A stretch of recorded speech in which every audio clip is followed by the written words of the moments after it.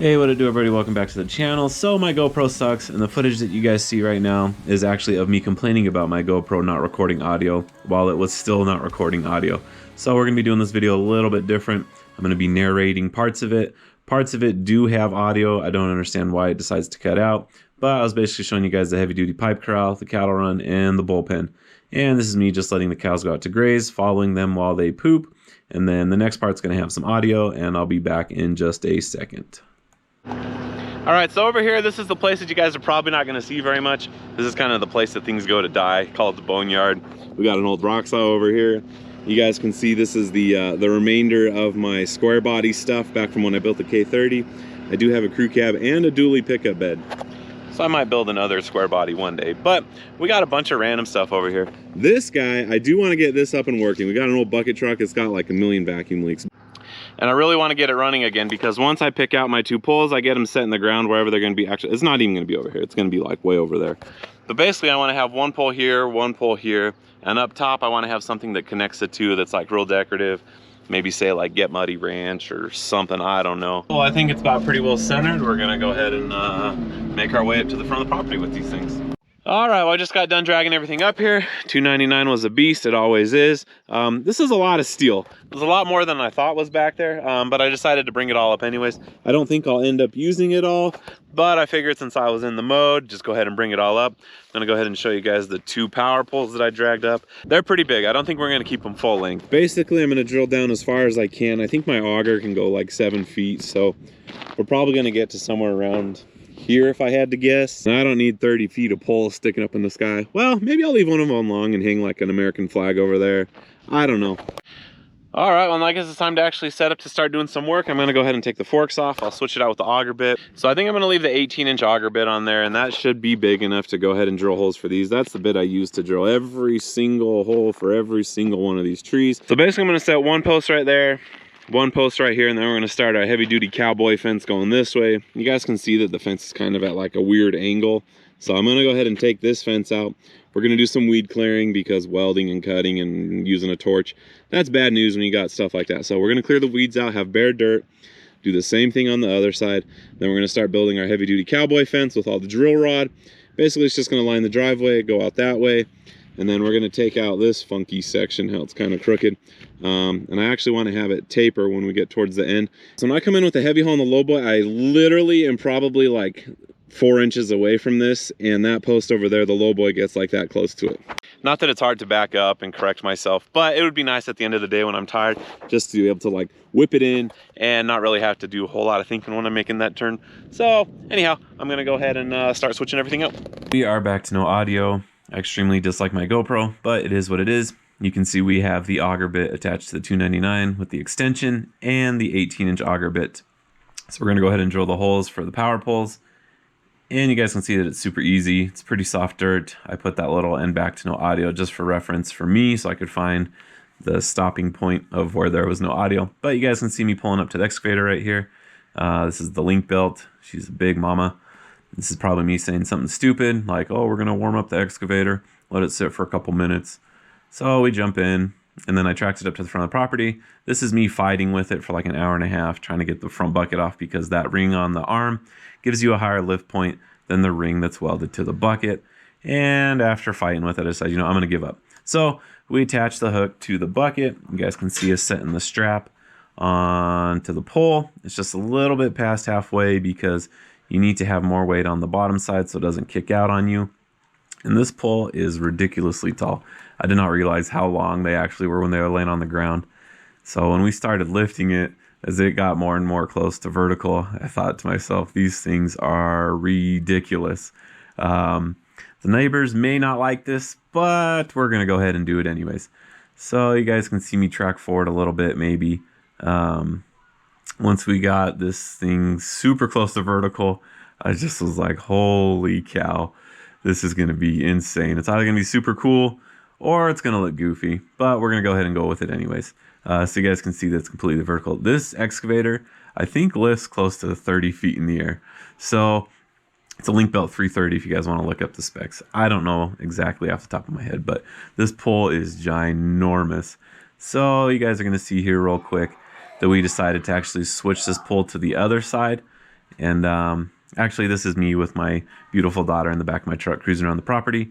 She loves tractors too, but I keep her away when we're doing the big stuff just to be safe.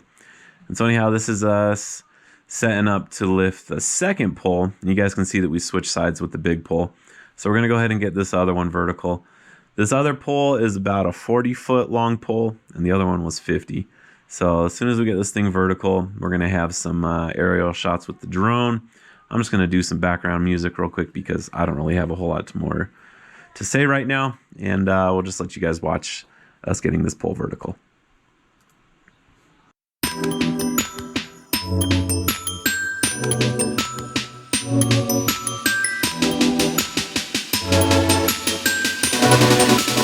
Going home with y'all.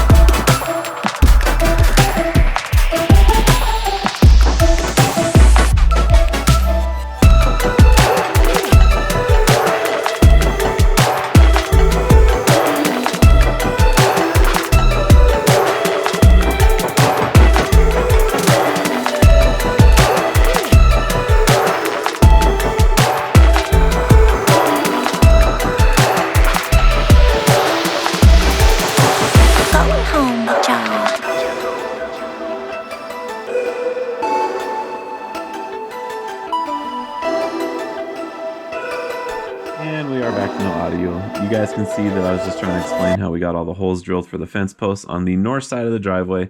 And then I was explaining how once we set these things in concrete, they're going to be perfectly in line with each other.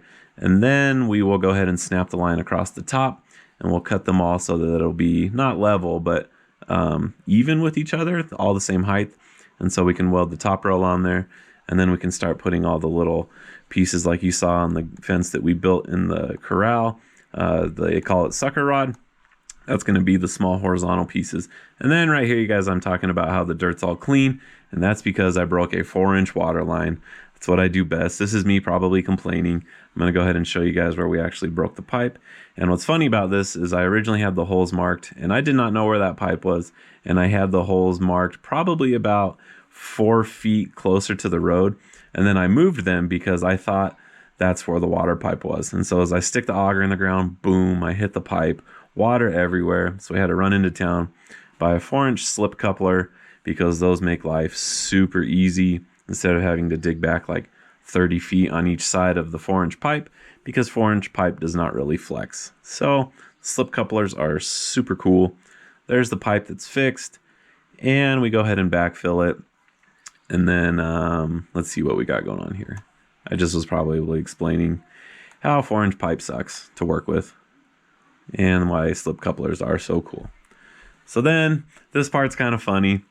I'm not sure what I was talking about here, but my son, he comes up and he was trying to tell me how he found something super cool. So I follow him, and he's going to take off running here in a second. And we go over to the backside of the excavator where there was a hole that we had dug. You guys can see some of the water that ran off from the pipe that we broke. And as we get to this far hole, he tells me that there's a lizard down in there.